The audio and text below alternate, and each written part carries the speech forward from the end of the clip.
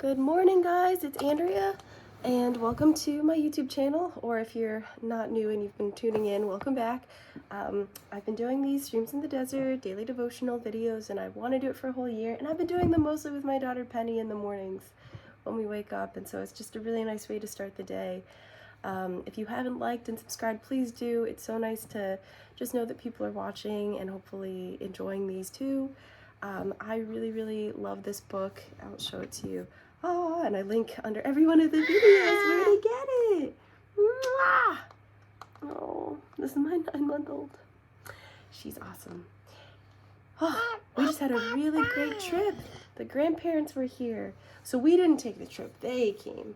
But it's just so nice to see them running around with, family and just doing springtime things. Easter's coming soon, so it's just a really great,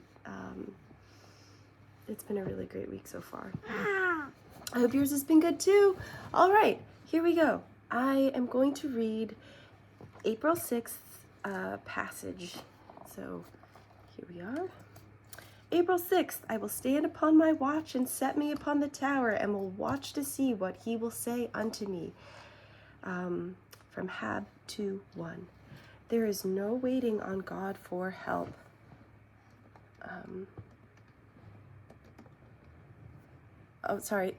Hab is Habakkuk in the Bible. It just was abbreviated and I didn't think to say it out. And I didn't recognize it at first. Habakkuk. Okay. There's no waiting on God for help, and there is no help from God without watchful expectation on our part. And I agree with that. Sometimes I feel like the only reason why I don't think my prayers are answered are because I'm not looking and expecting and being able to say, oh yes, that was granted, If we ever fail to receive strength and defense from him, it is because we are not on the outlook for it. Many a proffered succor from heaven goes past us because we are not standing on our watchtower to catch the far-off indications of its approach and to fling open the gates of our heart for its entrance. He whose expectation does not lead him to be on the alert. Wow! You found that!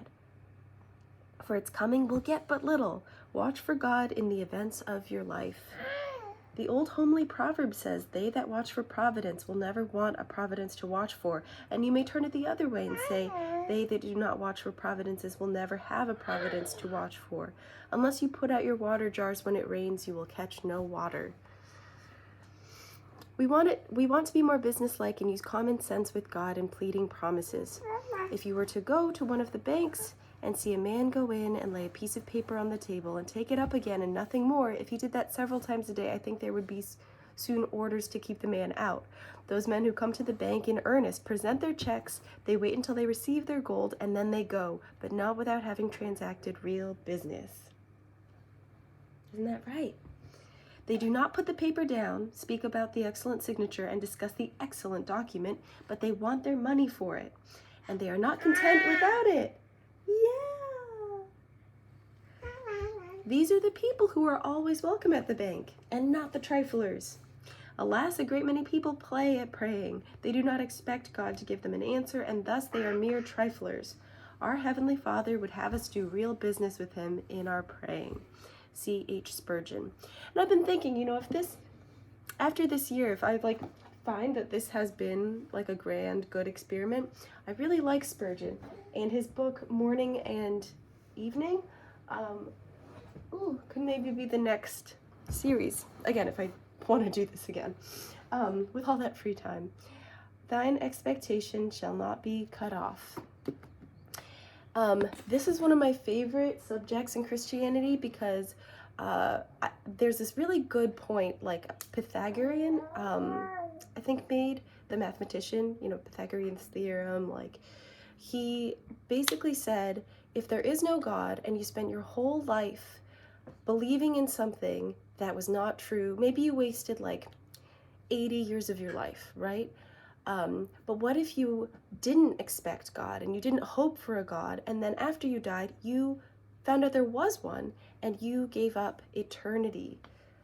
It doesn't make logical sense in that if you really do the math there, you're okay, maybe it is actually more sound despite the idea of spirituality being less like logical or something, you know, like I feel like people who are more spiritual sometimes get labeled as like more floofy or like intuitive and less like pragmatic somehow. And so this really spoke to me. I was like, actually, yeah, you could waste a whole lifetime expecting God and not seeing in the end that that was true.